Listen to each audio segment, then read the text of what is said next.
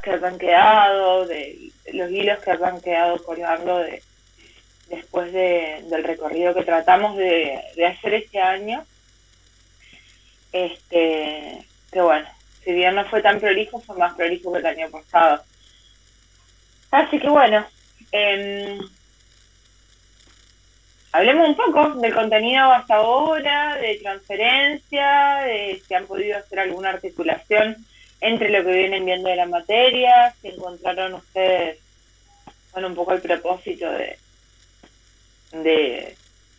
el devenir del programa, ¿no? Porque empezamos con el sueño, con las formaciones del inconsciente, para después hablar de los mecanismos del proceso primario. Después trajimos lo que es bueno, primera tópica, las características del sistema inconsciente. Y ahora en la segunda mitad del cuatrimestre estamos hablando de la segunda tópica, la pulsión de muerte, el superdo, el malestar en la cultura y la cuestión de la transferencia como la primera, la cuestión de la transferencia va a estar como la primera aproximación de la clínica misma que ustedes van a tener.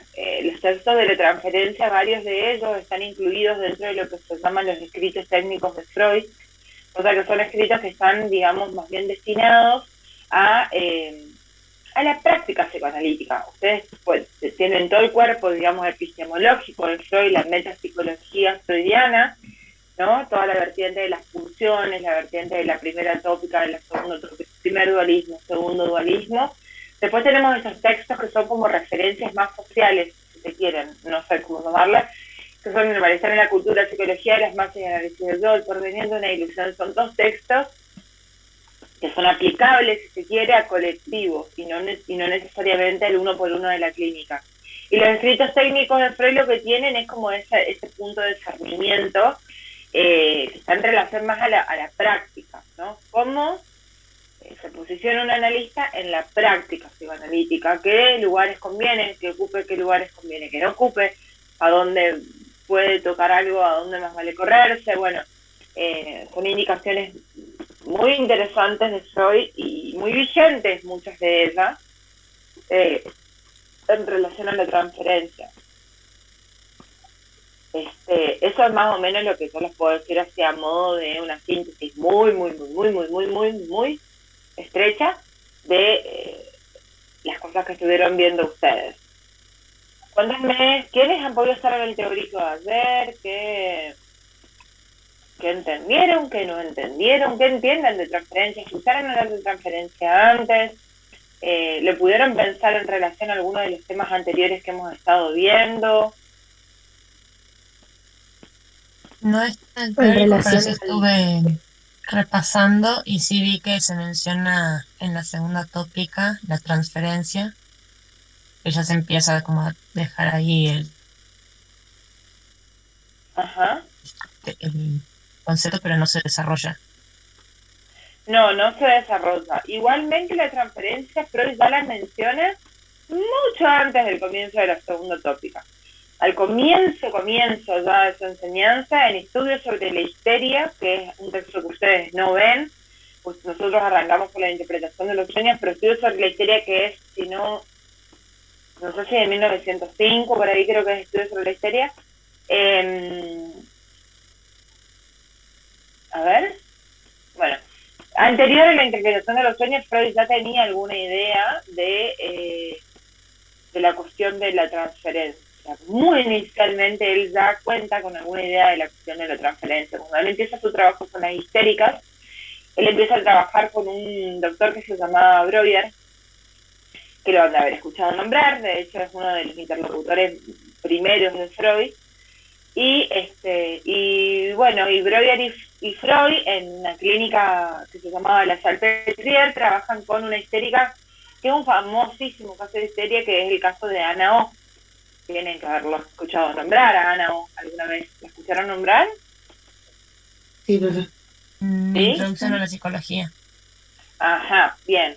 Ana O, cuyo nombre de pila es Gerta Pappenheim, era uno de los primeros casos de histeria que trabaja Freud junto con Breuer, como les decía, y Y ahí ya se ponen en juego y Freud las puede ubicar cuestiones transferenciales, digamos, en relación a cómo Ana O se dirigía y los síntomas que presentaba ella, los síntomas conversivos, era una historia de conversión, los síntomas que presentaba ella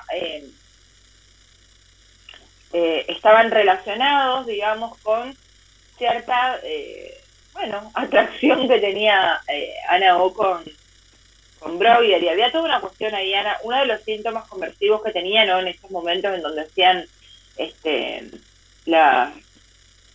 porque a ver, los cuadros de histeria que se encontraban internados en estas clínicas eran cuadros de histeria conversivos re complicados, o sea, eran mujeres que hacían el arco conversivo, o sea, como con muchas contorsiones del cuerpo, casi les diría que parecían posesiones demoníacas, era muy espectacular la fenomenología histérica, ¿no? Había mucho uso del cuerpo, sacudones, hablaban en otros idiomas, sí, súper raro.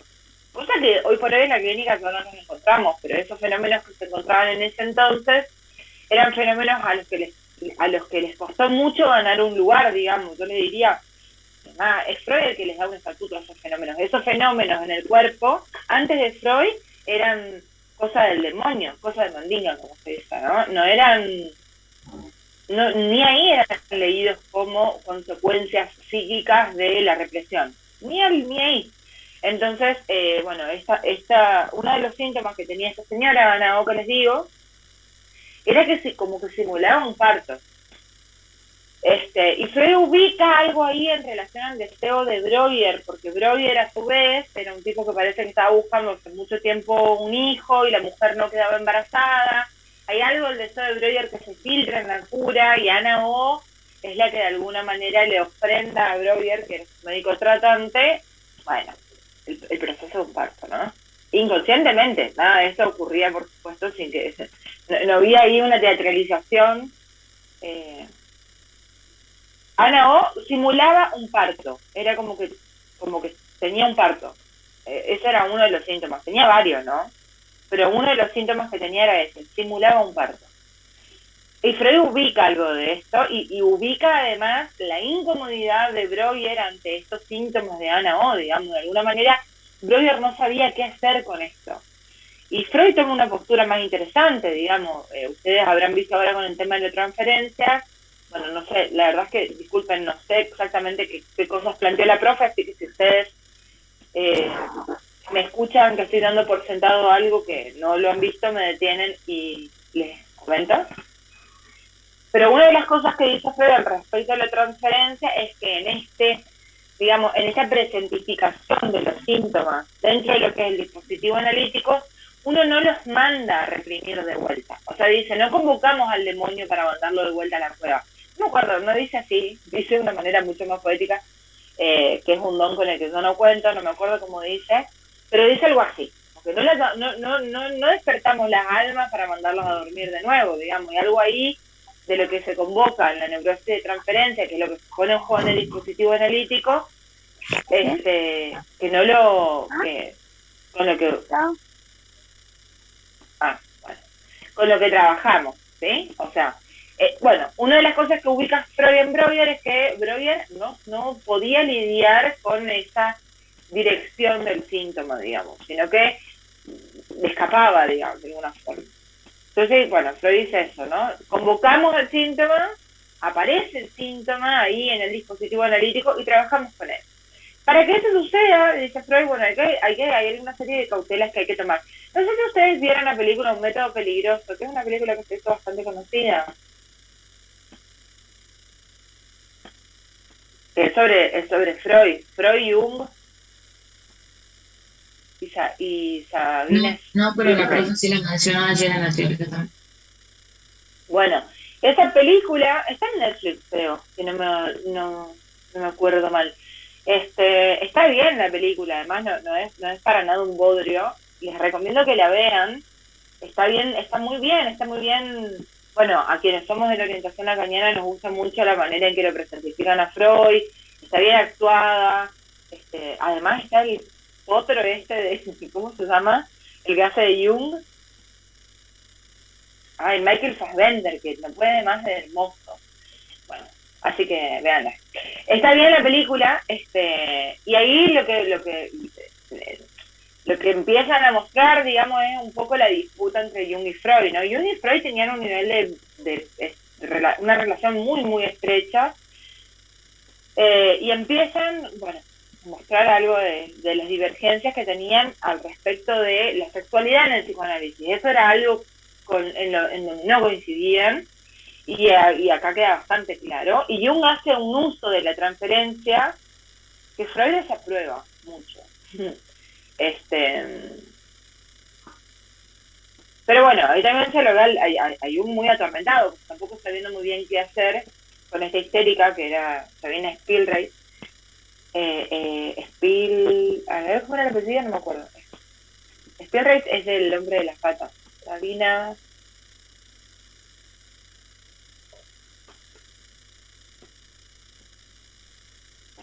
Spellman me sale, no, esa es la de la bruja adolescente. Spielrein creo que es así. Spielrein, sí. Sabina Spielrein. Se me confunde también con Spielreich, que es una palabra que ocupa Paul, el hombre de las ratas. Por eso me confundí. Bueno, Spielrein, así es.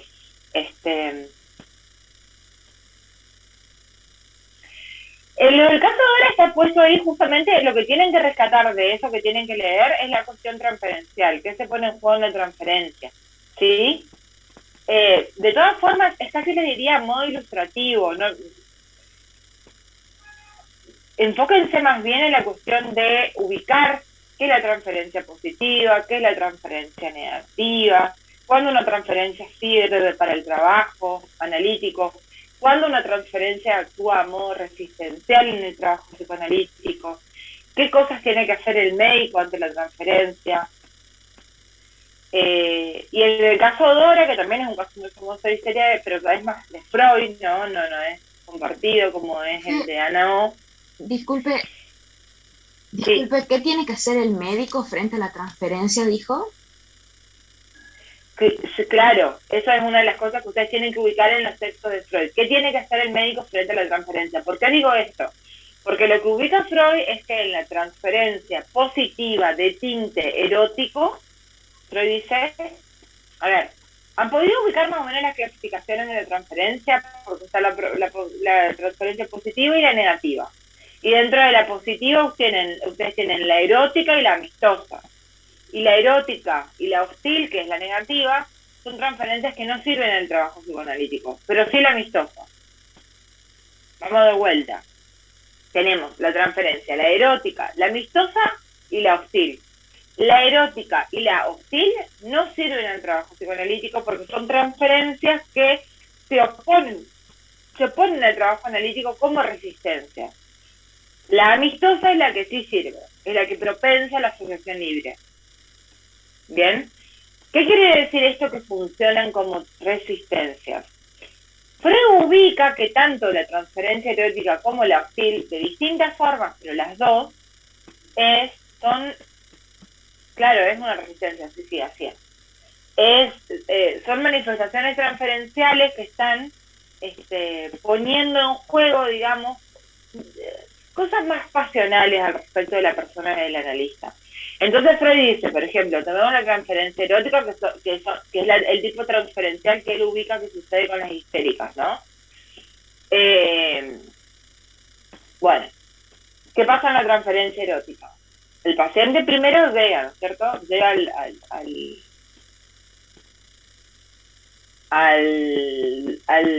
análisis, y una vez que llega al análisis el paciente, dice Freud, bueno, lo invitamos a la asociación. En ese recorrido, digamos, del devenir libidinal, de palabra en palabra, que pone en juego un paciente en un análisis, dice Freud, se arriban a complejos infantiles, edípicos, algo de lo reprimido. Hay cosas que se remueven en ese nivel cuando uno asocia libremente, ¿no? Por eso decimos que con la asociación libre se levantan las represiones.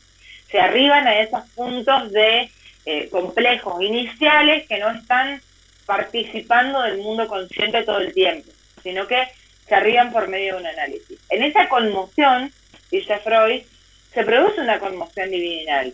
Y en esa conmoción libidinal, dice Freud, bueno, hay veces que ocurre que esa libido está ahí, digamos, enclaustrada en algún síntoma neurótico, es dirigida a la persona del analista. Es interesante porque él dice a la persona del analista. No voy a explicar bien eso ahora, porque eso requiere el conocimiento del registro imaginario, real y simbólico, que son conocimientos de registros que ustedes no tienen, porque son registros lacanianos y nosotros no trabajamos acá. Pero sí les pido, si a ustedes les interesa esto, que presten atención a esto, porque no es menor, digamos. Si en algún momento ustedes continúan con los estudios de psicoanálisis, van a poder ver que Freud diga que la transferencia erótica y la hostil están dirigidas a la persona del analista, no es un dato menor. No es un dato menor. Es porque lo que se pone en juego ahí, en esa transferencia, es el yo del analista. O sea, hay algo del registro de lo imaginario. Esto que se pone en juego, que está referido a la persona del analista, ¿sí?, no propicia el trabajo analítico, lo atasca. ¿Por qué? Dice Freud. Porque si la persona que se enamora del analista empieza a hablar de su amor hacia el analista y busca conquistarlo y busca que no sé qué, y lo seduce y no sé qué, y no sé qué, y no sé qué, lo que deja de hacer es hablar de sus propios complejos edípicos, de sus propios síntomas neuróticos, de sus propios sueños, de sus actos fallidos, deja de participar del trabajo analítico. Queda atascado el trabajo analítico en una cuestión completamente yoica, dual, ¿no? Yo y vos, y yo y vos. Lo mismo ocurre con la transferencia hostil. Cuando hay algo de la hostilidad que se pone en juego con la persona del analista, empieza una cuestión reprochona con el analista. Yo y vos, y yo y vos. Cuestiones que hay que, digamos, no mandar a reprimir nuevamente, dice Freud, pero sí les diría, a ver, hacerse un poco los tontos. ¿Qué quiere decir esto? Que no hay que responder a eso. ¿Por qué no hay que responder a eso? Porque no están dirigidos al trabajo analítico, están dirigidos a la persona del analista. Si a mí un paciente me dice algo referido a mi persona, yo lo que tengo que hacer es no ponerme a conversar de lo que, no sé, que a mí me parece o no me parece. Si me dedico al psicoanálisis, ¿no? Porque hay mucha gente que no se dedica al psicoanálisis, que se la pasa hablando de sí mismo en las sesiones con sus pacientes. Está bien, esa es otra gente que hace otra cosa, no sé qué hace. Pero la gente que hace psicoanálisis seriamente y se lo toma en serio, se analiza y supervisa, cuando un paciente te dice algo, por lo general, la respuesta no siempre sale, no siempre puede malir sal, como dicen ahora, pero hay veces que lo que tratamos de hacer es devolverle algo de ese discurso. Yo creí que vos no sé qué, ay, ¿por qué creíste eso? No le decimos, yo no, tal cosa. No, ay, ¿por qué creíste eso?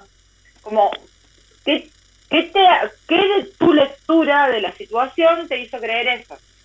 ¿No? Hay siempre esa vuelta.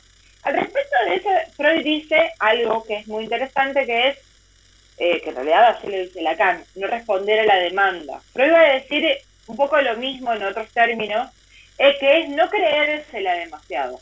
No creer que eso que el paciente nos está diciendo a nosotros, nos está diciendo a nosotros. En realidad nosotros solamente somos un eslabón más dentro de la serie psíquica que el paciente viene a traer al análisis.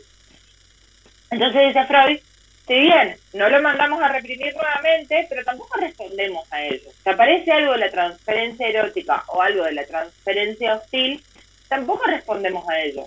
A mí me pasaba que trabajé un tiempo en el hospital a barrio y tenía una paciente en tratamiento ambulatorio, una paciente neurótica, ¿no?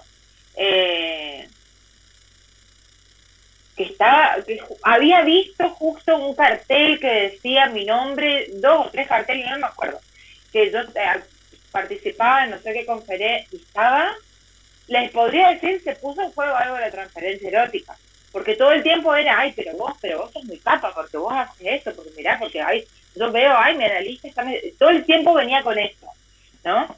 Ese es el orden del yo. A mí me puede resultar muy simpático que el paciente crea que soy muy capa, pero si me engancho en esa, estoy perdiéndome del discurso analítico, ¿sí? Entonces, ante eso, que por ahí ella traía, o justo vio un cartel, pero lo traía con cierta insistencia. Hay que sospechar, Porque si trae eso todas las sesiones, que bueno, no está hablando de ella, no está hablando de su inconsciente, no está asociando libremente, y a mí lo que me interesa, si tengo una posición ética, y si estoy lo suficientemente bien analizado, porque también hay que decir lo que a uno le permite como analista, correrse de la fascinación yoica es el propio análisis. Y le digo así con todas las letras. El propio análisis es fundamental para dedicarse al psicoanálisis. Así que si pretenden hacer esto, vayan empezando sus análisis. Entonces, hay algo ahí que no tiene sentido, que si no sirve la cura. No va por ahí. Entonces, hay que poner cara de, bueno, sí, y te escucho. No darle mucha pelota a eso. No fascinar, no poner, sí, esta charla la doy porque yo creo. ¿Qué le importa? No va por ahí. Voy a leer un poco. ¿Me van siguiendo? Sí. Sí, ok. Voy a leer lo que estaban poniendo en el chat. Y la amistosa sirve porque pone en juego la confianza, porque pone en juego la asociación libre. Por eso sirve. Porque, pero voy a decir la confianza, sí, como que es una tendencia amistosa que le permite al sujeto asociar libremente, porque se siente como en confianza. Pero en realidad lo interesante no es la confianza, porque, no sé, yo no confío tanto en mi analista, que sé yo, no sé, pero asocio libremente igual, no sé si pasa por la confianza, pasa por la posibilidad de mover el trabajo analítico, ¿sí? Por ahí pasa, que el sujeto esté en condiciones de asociar libremente. Eso es lo que tiene que ocurrir en un trabajo analítico, y para que pensemos a la transferencia en términos de amistosa. Eso va a ser leído por Lacan a partir de esta ubicación que él tiene de los tres registros que les decía recién, como la ubicación del sujeto supuesto saber.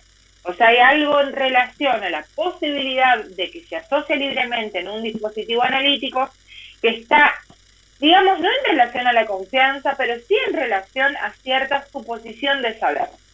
Uno va a un analista porque supone que el analista sabe. Si no, no irían al analista. Además, no van a cualquier analista, van a un analista que suponen que sabe. Van a un analista que escucharon en alguna conferencia, o que fue su profesor alguna vez, o que leyeron algún artículo, o les parece que tiene muchísima onda. Hay algún dato del análisis que se pone en juego, del análisis no, de este registro que se pone en juego a la hora de elegir un analista. Hay gente que va a cualquier analista, pero hay gente que por lo general después deja y cambia y busca bajo otros registros, ¿no? Yo vine acá porque me pasa, no, bueno, pero hay un punto ahí en la elección, digamos, y sobre todo en el sostenimiento de un análisis después, que sí va a estar en relación a la suposición de saber. Profe. Espera, dame un segundo que quiero leer acá.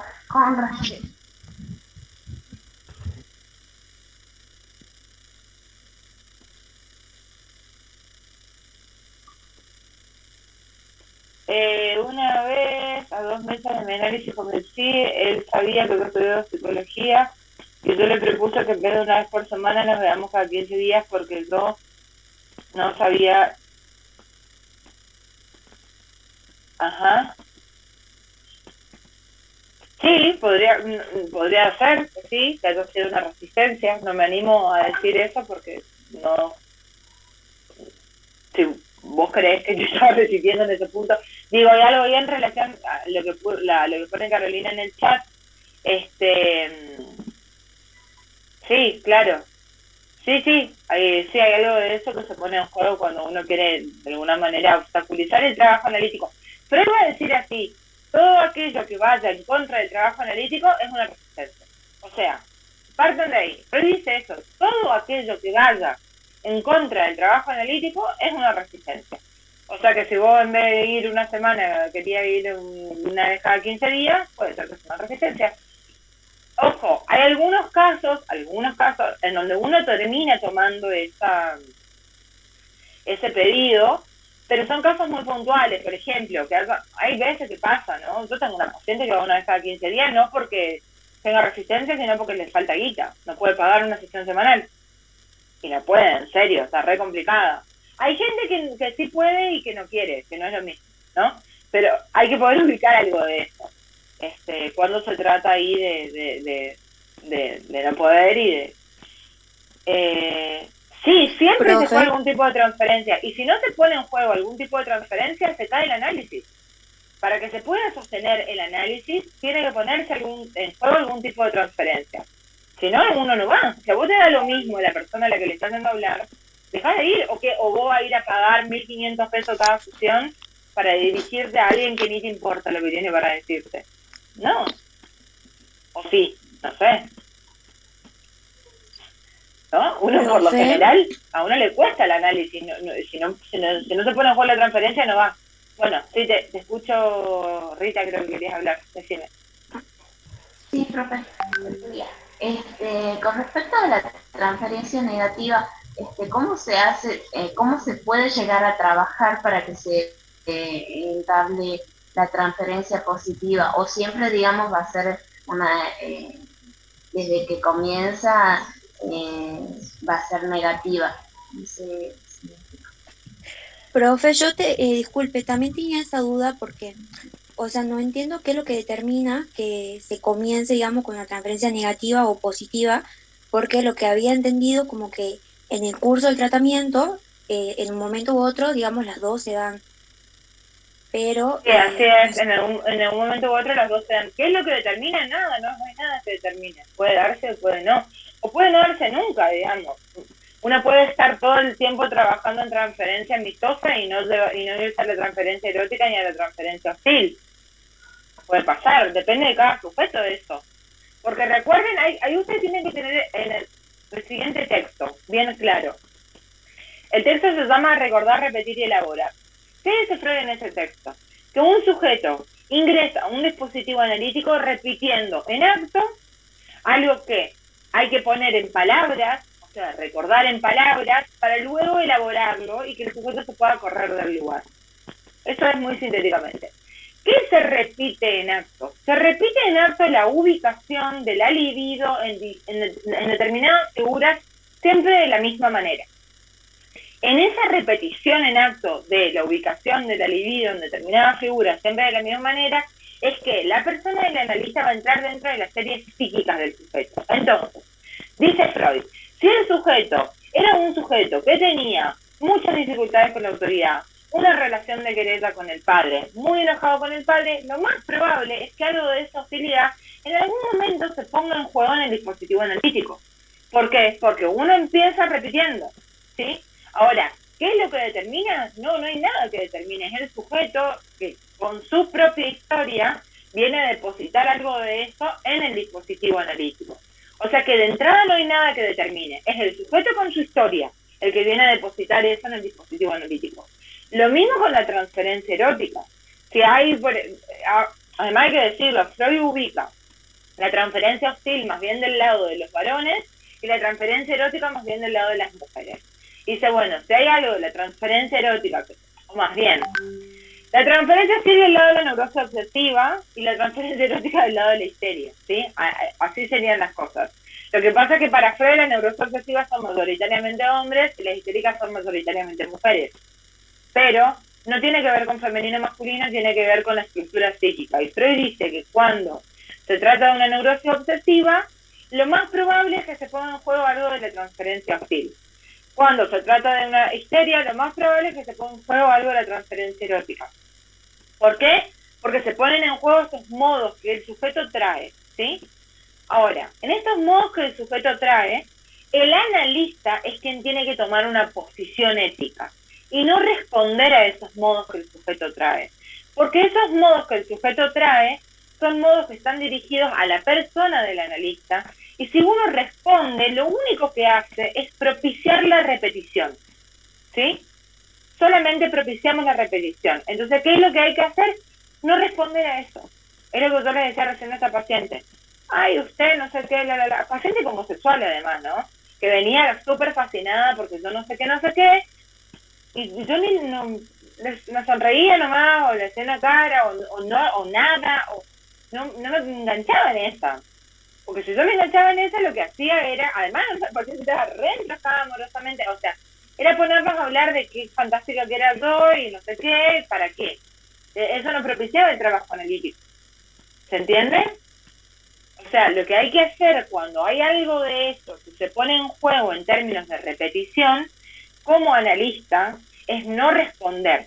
Yo digo esto, no hay que hacer, pero ustedes entiendan que uno consigue moverse de esos lugares cuando se analiza, porque si no uno no consigue moverse de esos lugares.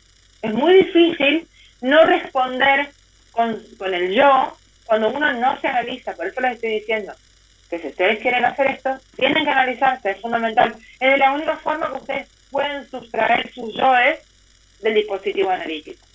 Cuando ustedes están en el lugar de analistas, no pueden trabajar con sus yoes, olvídense de eso, ¿sí? No pasa por ahí. No hay que responder a eso. Lo mismo ocurre con la transferencia hostil.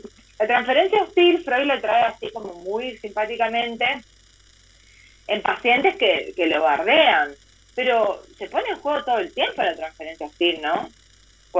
No van a creer que es así tan literal como dice Freud, que un paciente que te quiere cagar a trompadas solamente. Pero son cosas que se ponen en juego. Hay momentos yo contaba, creo, la vez pasada, que me pasó, que me reenojé con mi analista porque me dijo 5 veces jodete, jodete, jodete. Corté el teléfono, porque me analizo por teléfono, porque mi analista no está acá, está en Buenos Aires. Y pensé, pero ¿por qué no te vas a cagar? Ni una gana de matarlo a la mierda. Y después pensé, bueno, está bien, sí es verdad lo que me dijo. ¿Por qué me enchinchó, digamos? ¿Por qué por qué? Porque el tipo me venía a conmover de lugares donde yo estaba muy posicionada, digamos. Ah, bueno, pero vos elegiste esto, jodete. O sea, había algo de eso ahí en relación a, esos son tus modos de satisfacción, hacete cargo de ellos. Bueno, yo le decía también, esta analista me puede decir jodete, porque tenemos un tiempo ya de trabajo analítico y porque las cosas están ubicadas en transferencia y él me puede decir eso. Ahora, si me decía jodete la primera sesión, yo no volvía nunca más, ¿no? Me está pagándole un tipo para que me diga que me joda, ¿no? ¿Se entiende? O sea, hay cosas ahí que uno puede maniobrar con algún riesgo solamente cuando tenés en juego variantes transferenciales, ¿no? Como, bueno, por ejemplo, yo tenía un paciente que era re aburrido. Era muy aburrido, pero era muy aburrido porque era muy yo y fuera una neurosis obsesiva y era un tipo que se pasaba, no sé qué, que yo, que hice, que no sé qué, que el trabajo. Todo el tiempo hablaba de lo mismo. Y las intervenciones empezaron a hacer, después de supervisarlo al caso, yo bostezaba, a propósito, ¿no? Bostezaba, miraba por otro lado, como diciéndole, bueno, de cuándo vas a hablar de otra cosa. Porque el tipo al final de lo único que hablaba era de eso. Y resulta que cuando empezó a hablar de otra cosa, cuando empezó a hablar, a asociar libremente, y empezó a hablar de otra cosa, y de cosas bien pesadas que le pasaban, digamos. Por eso les digo, no hay que engancharse con el discurso yoico, no hay que engancharse. Y la hostilidad y la erotomanía es del yo, no es del sujeto del inconsciente, ¿sí? O sea, hay algo de eso que hay que tratar más bien de correr. Bueno, o sea, otra paciente, porque yo puedo, porque yo hago, porque yo, es fantástica, ¿no? No le pasa nunca nada, creo que hablé de esa paciente, no le pasa nunca nada, siempre es fantástica, te sale todo bien. Hasta que un día le dije, ¿para qué venís? ¿Y estás también? Obviamente, de vuelta le dije, porque tenía margen, porque había algo ahí que podía hacer, no le digo eso a todos los pacientes. ¿Se entiende? Eso se llama vacilación calculada, así se llama el psicoanálisis, vacilación calculada. O sea, ahí uno hace algo, pero con algún cálculo, no es que te mandás a joder a todos los pacientes, no se hace eso. Los pacientes son uno por uno, y esos movimientos son, así como les digo, calculados. O sea, ¿para qué venís? Y resulta que, nada, eso abrió todo otro abanico de cosas. Si no, es como ponerme a escuchar lo bien que le va en la vida. Bueno, qué bueno que le va tan bien en la vida, pero ¿para qué venís? ¿No? Para contarme lo bien que te va en la vida. Bueno, no hace falta. Bueno, en definitiva, yo por ahí me rebo y ustedes ya saben. y me van siguiendo por dónde pasa la cosa. O sea, la cosa pasa por no engancharse mucho con el discurso del yo. Cosa que es muy difícil, porque además está muy de moda. La gente de hoy por hoy es muy yoica. Todo el tiempo están muy pegados a la imagen, sacándose fotos, viéndose fantástico, dándole fantástico, amando a todo el mundo, siendo maravillosos. Bueno, sí, pero todo bien, pero hay otras cosas. Lourdes pregunta, ¿qué dijo que había que hacer en lugar de responder? No responder. O sea, no, eso es lo que hay que hacer, no responder. A eso no hay que responder, no hay que darle bola. No hay que darle bola, hay que hacerlo pasar para un lado. Sí, uno, qué sé yo, verá de qué manera no responde, ¿no? Porque además hay pacientes que son incisivos con la demanda y que te dicen y te dicen. Bueno, sí, pero ¿y usted? No sé, ustedes verán de qué forma. No, sí, así como te estoy diciendo, lo obviás, todas las veces lo obviás. O alguna vez le dirás, ¿y a usted por qué le interesa tanto tal cosa? O por qué, pero, qué sé yo, algunas cosas obvias. ¿Sí? Ahora, también hay algunas cosas que son bastante evidentes, por ejemplo, no sé, por decirles algo que me pasó ayer. Ustedes no me ven, pero estoy embarazada. No se me ve la panza y todavía evidentemente no estoy tan hinchada, pero estoy embarazada. Y estoy embarazada y para febrero tengo fecha. Ayer recibí un paciente nuevo, entonces a ese paciente nuevo le dije, lo tuve que decir, mira, empecemos si querés un trabajo analítico, pero tenés que hacer advertido que yo en febrero me tomo una licencia. Nada, le tuve que advertir eso, porque si no el tipo va a empezar un análisis que voy a tener que interrumpir por un tiempo, no sé cuánto tiempo, hasta tanto vuelve al consultorio. Esas cosas uno le puede decir, o si uno se va de viaje, no sé, le dice, no es que ustedes no le dicen nada a los pacientes, ¿no? No es que ustedes de repente no están en el consultorio y el paciente no sabe por qué. No, ¿se entiende lo que les estoy diciendo? O sea, hay algunas cosas que uno tiene que decir. No, bueno, no sé. Yo ahora, estas 2 últimas semanas no atendí porque estoy ocupándome de otras cosas y uno le dice a los pacientes, no voy a atender por tanto tiempo. No es que los pacientes van y dicen, ay, ¿qué le pasará a la analista que no está? No, tampoco es eso. Tampoco es que uno no dice nada. Ahí Vito dice, pero no se pasa hablando de sí mismo. ¿Sí? De hecho, cuando yo iba a análisis me pasaron 2 cosas. Le solía preguntar a la psicóloga un par de días antes o un día o el mismo día le preguntaba si había terapia hoy o ese día que me tocaba. Y una vez me ha pasado de preguntarle llegó un punto en el que no sabía si escucharte a vos, a mí o a mis padres. Entonces me dijo, yo no te digo qué hacer. Entonces, también me ha pasado de preguntarle eso en un momento, en medio de Sí. toda una crisis emocional, pero bueno. Ajá. Sí, pasa eso, suele ocurrir. Yo me acuerdo un paciente también de los barrios que estaba también un ambulatorio, un adolescente, era muy simpático, estaba re enchinchado porque se le enojaba un montón porque la madre todo el tiempo le decía que tenía que hacer, pero al final de la sesión me dijo, Oli, ¿qué tengo que hacer? Y yo me río y le digo, yo no soy tu mamá. Y se fue. Claro, él quería que le digan qué tenía que hacer, él se quejaba de que la madre le decía qué tenía que hacer, pero cuando alguien no le decía, igual tengo que contarles algo, fue una muy mala intervención porque el chico no volvió nunca más. Yo le dije, yo no soy tu madre, y el chico no volvió nunca más. Le tendría que haber dicho lo mismo de otra manera. Eso es lo que se llama en psicoanálisis la enunciación. Yo le tendría que haber dicho, vos necesitas que te digan qué hacer, no sé, algo así, más simpático. De Porque hecho, a le mí me dije, cargaba la psicóloga diciendo, sos muy obediente. Y digo, sí, ya sé. Estoy tratando de no, pero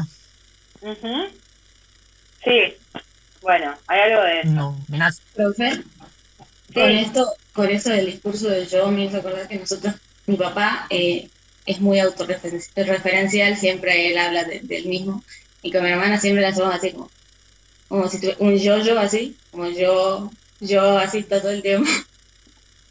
Sí, así pasa. Bueno, hay personas que son así y que bueno, hay que ver cómo cada uno lidia con eso. Hay personas que son secas y son simpáticas, hay personas que son secas y son insoportables, hay que ver, qué sé yo, a uno cuánto margen tiene para aguantar. La película de Gran Pez creo que es alguien yoico, pero que suele caerle bien a la gente, que cuenta muchas historias y a la gente le suele agradar. Ajá, sí, vos sabés que no la vi esa película, mucha gente Yo me la tampoco he recomendó. visto, hay reseñas ahí puntuales, pero hablaban de otra cosa de la película, pero me pareció que sí, freudianamente se podía decir que era eso. Claro. Bueno, esas cosas, entonces, Con una amiga también. sí, así no nos pasará con los amigos. Sí, hay amigos que están muy enroscados con su yo. Hay momentos también, hay momentos en donde uno también puede estar muy enroscado con el yo. Bueno, digo, no hay que volverse locos ni ser obsesivos al respecto de eso. Hay veces que pasa. Hay veces en el análisis también que pasa, ¿no? Uno mismo empieza a estar un poco enroscado con esas cosas y le cuesta moverse. Bueno, un poco lo que yo le decía, mi analista que me dijo jodete porque yo estaba enroscada con algunas cosas de donde no me podía mover. Evidentemente, hace como 3 meses me venía quejando de lo mismo en análisis. Y hizo falta que me diga jodete para que me deje de joder, efectivamente. O sea, la vacilación calculada de mi analista estuvo muy bien, porque resultó. Pero solamente uno puede saber si resulta a prescu, o sea, después. No se puede saber antes, a posteriori, perdón, no es a prescu, es a posteriori, ¿sí? O sea, no hay manera de saber antes. Cada vez que uno va a hacer una intervención de ese tipo, que, insisto, uno la hace con cierto cálculo, no es que uno a todos los pacientes les dice no sé qué cuando se ponen insoportables.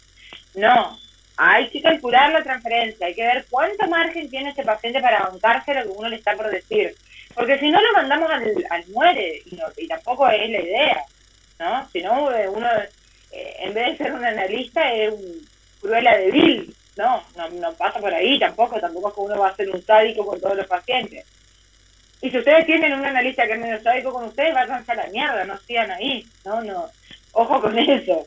Entonces, si hay alguien ahí, hay algo de la vacilación calculada que hay que tenerlo en cuenta. Entonces, hay que ver a qué paciente, de qué forma uno dice lo que está por decir, porque esto que yo les cuento con este paciente, no hubiera sido lo mismo que yo le diga, pero vos necesitas que te digan lo que tenés que hacer, a lo que le dije, yo no soy tu mamá. Claro, el tipo no volvió más. ¿Qué sé yo? Le hice esa pelotuda, ¿qué le pasa?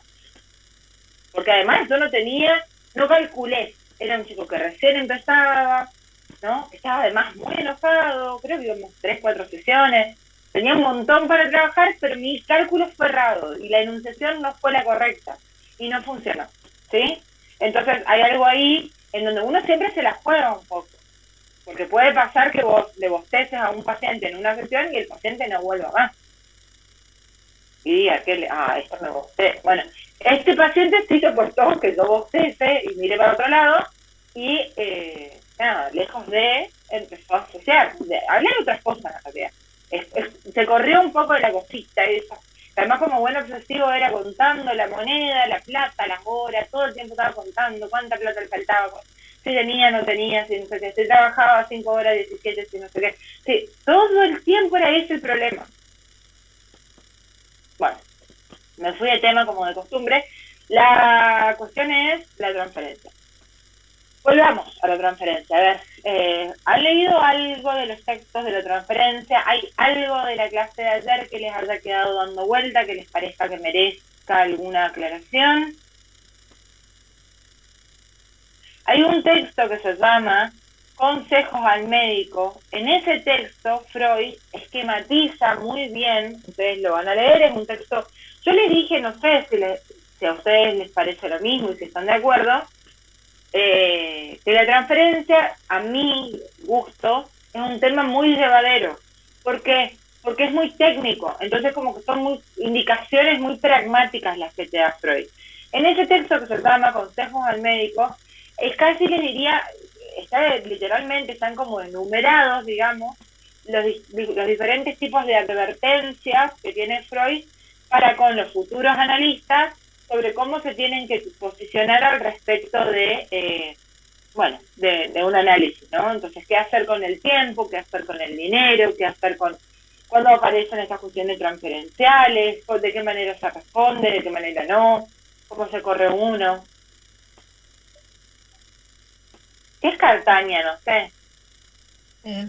Yo sí he notado, no de Cartaña, pero que los temas del segundo cuatrimestre son un poco más sencillos de entender que los del primero.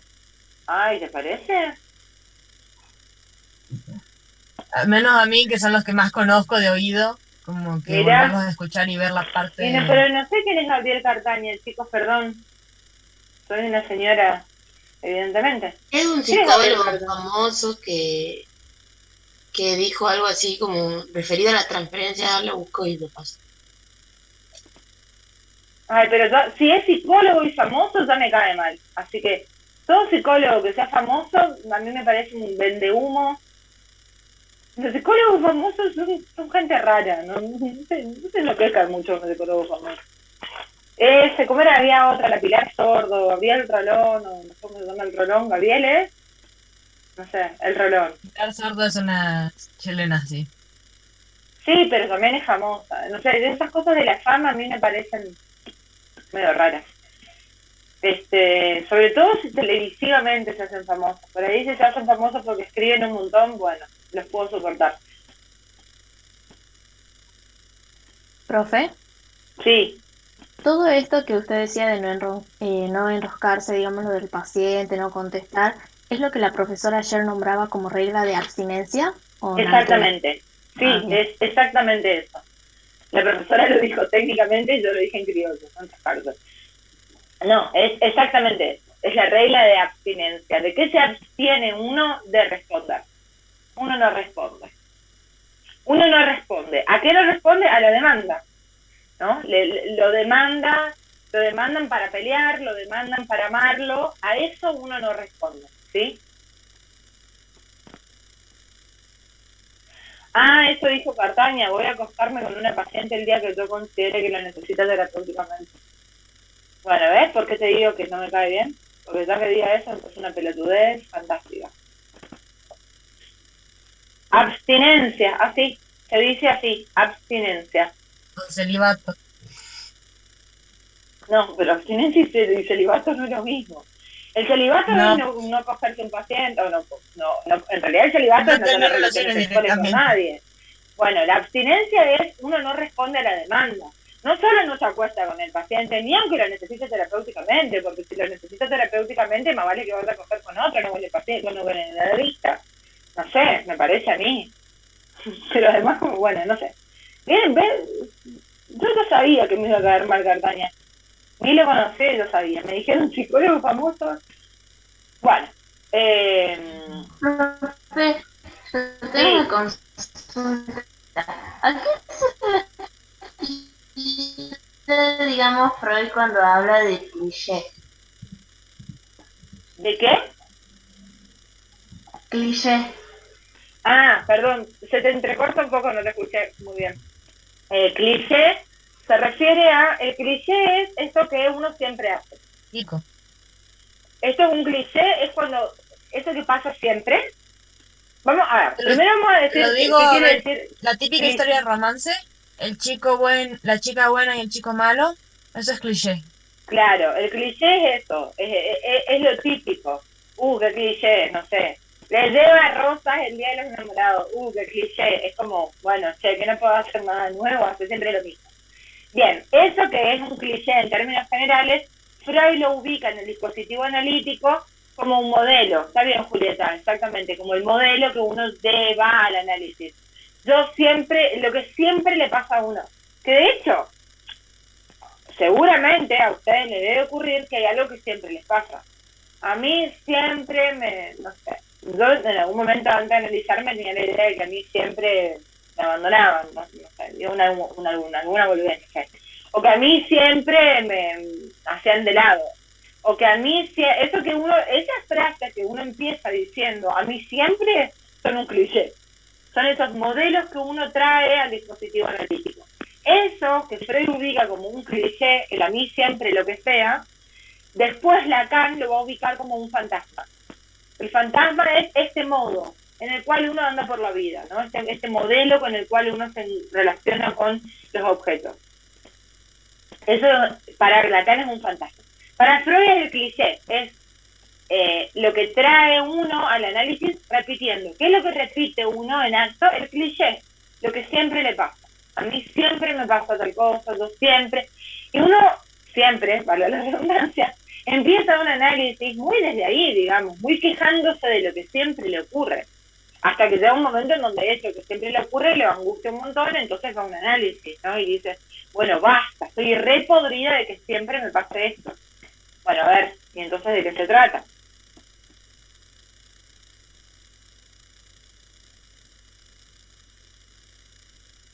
Es cliché decir que... No, ¿cómo, Paula? No entiendo. O sea, yo digo, ya de nuevo viene esto y ese día justo cambia la situación. No, porque No sé no si es que tiene estoy que yo ver prestando con cosas atención. que... No, porque los clichés no tienen que ver con cosas que hace el otro. Tienen que ver con lugares que uno ocupa siempre. No con lo que haga el otro. Porque vos podés decir, no sé, mi mamá siempre dice tal cosa. Bueno, sí, está bien, tu mamá dice siempre tal cosa, pero eso no es un cliché. El cliché es algo que te pasa a vos siempre. Esos lugares a donde vos siempre te encontrás, ¿no? Siempre esto, ¿no? A mí siempre me abandonan. A mí siempre me hacen a un lado. A mí siempre me va mal. Algo que tenga que ver con lugares a donde vos siempre te encontrás, ¿sí? La repetición, exactamente. Así es. Eso es la repetición. Son esos modos de enganche que uno tiene, que uno se queja, además, ¿no? Porque por lo general uno se va a quejar de que siempre le pasa lo mismo, hasta que el analista te dice, jodete, jodete, jodete, y vos decís, claro, ¿qué tengo que ver yo con todo esto? Es la pregunta, ¿no? ¿Qué tengo que ver yo con todo esto de lo que me estoy quejando? De que siempre me pasa. De hecho, Freud, en el caso Dora, una de las cosas que le dice a ella es, bueno, ¿qué tiene que ver usted con todo esto? Porque Dora empieza el análisis contando toda la novela entre ella, el padre, el señor K, la señora K, que la señora K andaba con el padre, que el señor K entonces la quería cortejar a ella y que no sé qué, y la. Y a la que Freud le dice, sí, ¿qué tiene que ver usted con todo esto? O sea, ¿cómo estás implicado en esto de lo que te estás quejando? Y esa es una pregunta casi les diría fundamental en psicoanálisis. Ustedes siempre, haciendo uso, ¿no?, de la palabra siempre. No, bueno, pero como analistas, digamos, en la medida en que ustedes ubiquen que hay algo de toda esta novela en donde el sujeto no está ubicado, pregúntenle, vean de qué manera, más o menos, pero hay que introducir algo de esto. ¿A dónde está usted en todo esto de lo que se queja? ¿Qué tiene que ver con usted esto de lo que usted se queja? ¿Qué le pasa? ¿Por qué usted se queja de esto? A ver, ¿cómo participa usted en esto de lo que se queja? ¿Sí? ¿Y eso cómo lo hace sentir? Bueno, ahí hay algo que hay que ver para dónde va. Ese sería el cliché de las películas de los psicólogos. Porque, sí, ese es el cliché, tal cual, así es. Yo jamás le pregunto un paciente y eso cómo lo hace sentir. Capaz que le decís, bueno, ¿qué te pasa a vos con esto? No sé. Pero hay que ubicarlo al sujeto, hay que pescarlo al sujeto, porque el sujeto no aparece tan rápidamente, no van a creer que todos los sujetos van a asociar libremente así, de buenas a primeras, en un dispositivo analítico. Por lo general las personas van a quejarse de otras personas, van a decir que no sé qué, que la madre es una hija de puta, que el padre es un hijo de puta, que el hermano es un hijo de puta, que son todos unos hijos de puta, que le cagan la vida, pero que ellos no tienen nada que ver en esto. Bueno, pero hay que ver, porque si no, ¿para qué va? A ver, sí, hay que tratar de ubicar ahí qué responsabilidad tiene el sujeto en eso de lo que se queja, ¿no? Bueno, a ver, y ese movimiento es un movimiento que puede llevar un buen tiempo, no van a creer que es tan rápido, ¿no? Que se implique subjetivamente el sujeto en eso de lo que se queja. Entonces, esa pregunta que le hace a Freud a Dora, sí, todo muy lindo con el señor K, la señora K y su padre, pero ¿y usted qué tiene que ver en todo esto? Esa preguntita está muy bien, digamos, porque eso le permite circunscribir a algo de su propio cliché. ¿Por qué usted está acá sosteniendo esto? De alguna manera, ¿no? Y algo de eso es lo que se llama en psicoanálisis la vacilación. Una vez que uno ubica esta cuestión repetitiva del lado del cliché y se empieza a deconstruir algo de esto, la vacilación del fantasma, según Lacan. se conmueve algo de esto que uno siente. Pero eso les puede llevar, no sé, 2 años de análisis o más. No es que, en una sesión uno va a ser un fantasma. Poco probable. Poco probable porque la repetición está en relación a la pulsión, ¿no? Eso que preguntaba Julieta. La repetición, sí, pero la repetición está en relación a la pulsión. Lo que ocurre es que lo que siempre se satisface es la pulsión y hay algo de la pulsión que está enroscado, enredado, sosteniendo estos modos repetitivos de relacionarse con los objetos. Por eso es que uno no es que conmueve tan fácilmente estos modos repetitivos, porque hay algo de la pulsión que está participando de esto, y para que esa manera de participar dentro de la repetición de la pulsión se mueva del lugar, es necesario mucho tiempo, no es algo que ocurre tan rápidamente. Bueno, a ver qué más. ¿Cómo están para el parcial de los temas anteriores? ¿Cómo vienen con la lectura? Vayamos un poco ahí. Abrumada.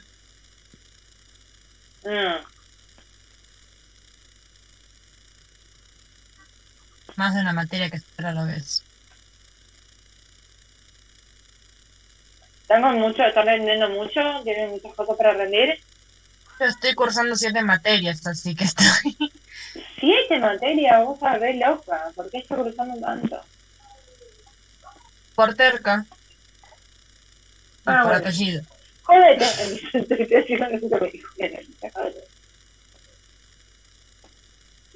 Ana, podría haber dejado alguna, pero no, me he negado a dejar de cursar alguna. ¿Cuál sería la diferencia entre conciencia moral, ideal del yo y super yo? Está bien la pregunta. Empezamos por lo siguiente. Freud, ustedes habrán visto que en varios momentos nos menciona el ideal del yo y el super yo como homólogos.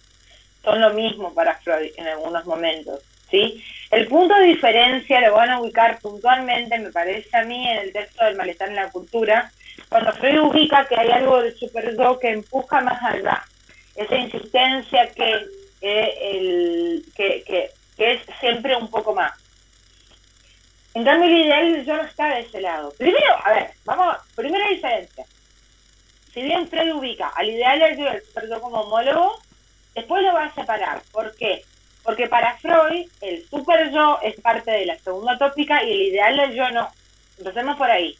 O sea, el super yo va a ser parte de la segunda tópica, yo, ellos, super yo, y el ideal del yo va a ser alguna de las orientaciones en relación a los ideales que se ponen en juego en el complejo de Edipo, que van a determinar la salida del varón o mujer del complejo de Edipo con algunas orientaciones. Ese es el ideal del yo.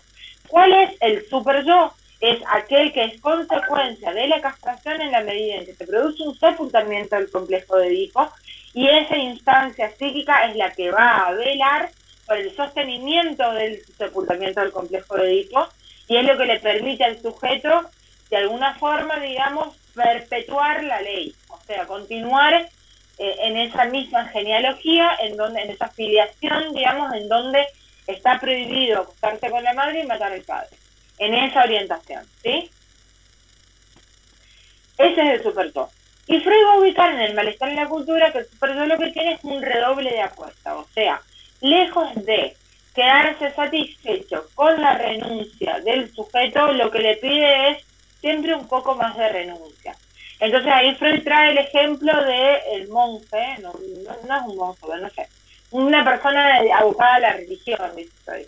Bueno, uno diría que como una persona abocada a la religión es una persona que está, no sé, digamos, bastante atravesada por los ideales de la renuncia, por no ostentar, por el celibato, por renuncia a muchas cosas.